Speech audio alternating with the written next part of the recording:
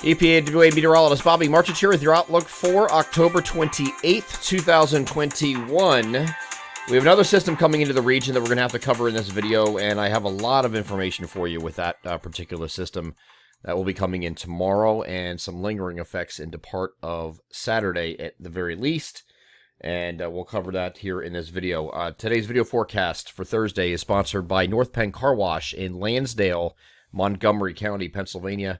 Join the Unlimited Car Wash Club starting at just $13.95 a month. It's the only place where weather doesn't matter. You can wash your car as often as you like throughout the entire calendar month for one low monthly rate. And if you mention EPAWA, mention that you saw the video, mention that I sent you, they'll give you your first month for just $9.95. So that's a pretty good deal.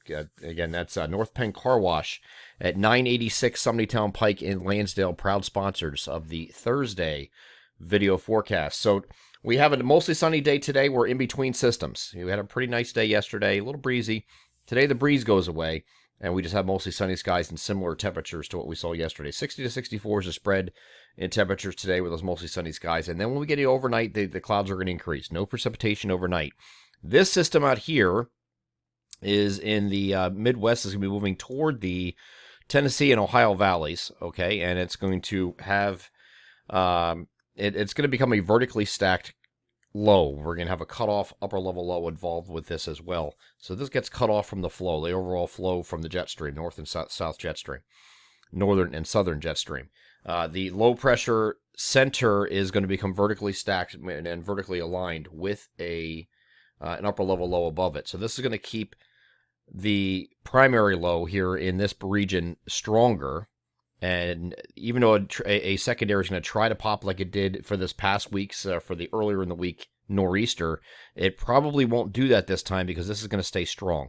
When you have a transfer involved in these kind of systems, it's because the primary is weakening and it needs to survive, so to speak.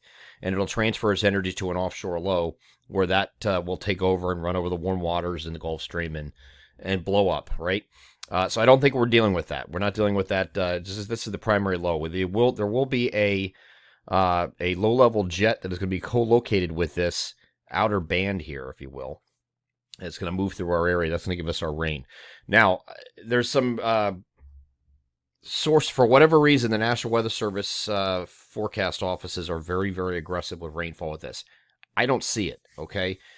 This is not comparable to what we just had in terms of rainfall from the nor'easter, where some places were getting 3-4 inches of rain. The National Weather Service is actually suggesting that might even be possible with this system. I don't see it. I'm sorry, I don't. Okay, and there's no disrespect to what they do, and I've gotten a lot of questions about that on my Twitter account, and I even had a couple emails about it. Listen, we're a private forecast business. I do what I want. I call it as I see it. I don't see it.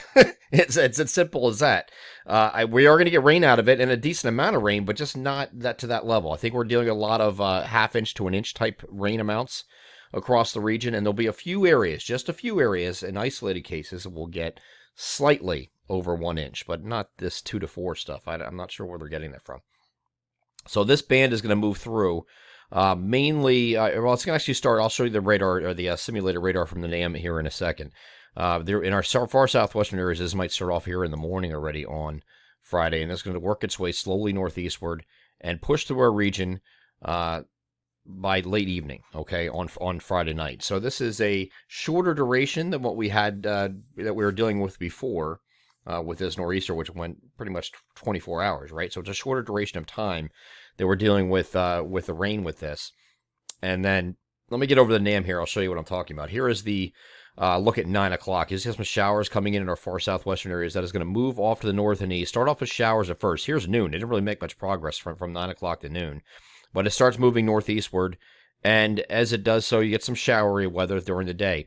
Once we get to the evening, there's going to be a little bit more moisture transport involved because you have the low-level jet aligning itself with this. Okay, so there's going to be a little bit better moisture transport, some heavier rain mixed in. And this is going to continue off from south to north across our region. Here you can see the brighter echoes coming in here as far as the radar is concerned. So there, again, some areas might get slightly over an inch. I don't think it's going to be for the vast majority, and generalizing for the entire area. I think most areas are going to be in the half inch to an inch range when all is said and done. And again, this lifts off to the north, just tapers to showers a little bit after midnight, and then it lifts off to the north, and that's it. Okay, that's the end of that rain, or for that the main event, so to speak. Here's the low-level jet I was talking about. This is up at 850 millibars, which is the 5,000-foot level. You have some winds here with the low-level jet that are between 40 and 60 knots, but that's at that level. We don't live at 5,000 feet above the ground. We live at the surface, right? So here's that low-level jet moving through, and the soundings are not indicating a lot of mixing taking place. There's like a disconnect between what's going on here at 5,000 feet and what's going on at the surface. There will be some breezy conditions, but it's not going to be 40 to 60 knots, okay? So we're not getting 50, 60 mile per hour wind gusts out of this, even though at that level, up at 5,000 feet, it may be blowing that fast, okay? There's a disconnect. It's not mixing on the sounding, so there's a disconnect between the surface and that level, and because of that, we don't expect those kind of winds here across our region. But this is that low-level jet moving basically south, west, and northeast across our region, then it lifts off to the north. By the time we get to Saturday morning. Saturday is not a windy day at all, okay? So this is going to build up a little bit, and here's what it looks like on the surface wind gust map here. Now, this is using the NAM, which is a little bit more aggressive than some of the others. I think this is going to be a little bit too high yet, but it has come down a little bit from what I was showing yesterday. So we have some winds that are going to be increasing during the morning, and then once we get to the afternoon, it increases even further. Especially when we get in the evening with that low-level jet passing over the region, you're going to have some wind gusts here that are most likely going to be in the 25 to 35 range with an isolated up to 40. Okay, that's for most of us. Down here by the shore points, you get up to 45. All right, and that's just because you have that little secondary out here, and the low-level jet is going to be coming. The winds are going to be coming in from the southeast. So since you have that pushing overhead, you will have some gusts in that period. Just that period when the low-level jet is moving over you, of 25 to 35 gusts that are going to be common, and then you might have an isolated gust as high as 40. I think that's a limit on that. I think the National Weather Service agrees with me on that part of it, as far as the wind's concerned. Okay, so what about after that? Once we get past this system?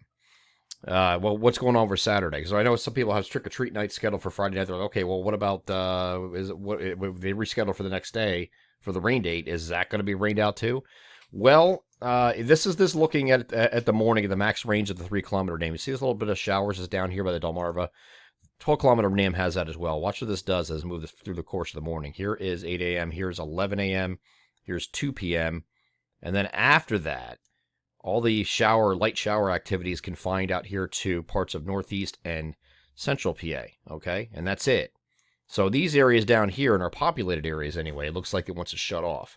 So it's not a total loss here for Saturday. Might have some showers in the morning, maybe bleeding in the early afternoon for most of us. And then again, you're going to have this continue pretty much most of the day in central PA, maybe even parts of northeast PA. Okay? But elsewhere, you're looking at a dry, it's still cloudy, but drying out. I wouldn't be surprised to see the sun pop down here, somewhere down there by the Delmarva here on Saturday afternoon. It's a stretch, but it's possible.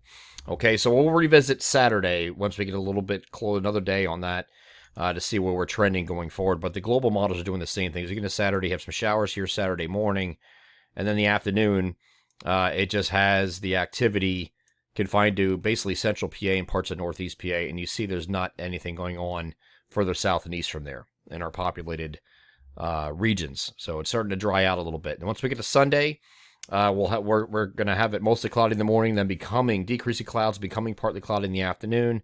And then Monday is a mostly sunny day. Tuesday, we're going to call partly cloudy. We have another little system coming at us that's modeled to come in here on Wednesday with a chance for showers. This is a reinforcing cold front in the lead of a trough. And behind this one, you're going to get some really cool temperatures with highs in the 50 to 55 degree range once we get to Wednesday and beyond of next week. So we have temperatures that are very kind of like we're at 60 to 64 today. Aside from the rain tomorrow, when it's going to be a little bit cooler, I think most of your temperatures up until about Tuesday are going to be the same general range, 60 to 64-ish. Once we get beyond that Wednesday onward, that's when we get back down to the 50s for highs, and then even lower 50s by the time we get to the end of next weekend. Maybe some frost coming in here for the first time across the region. I'm EPA meteorologist Bobby Marchus. That is your outlook for October 28th, 2021. Have a great Thursday.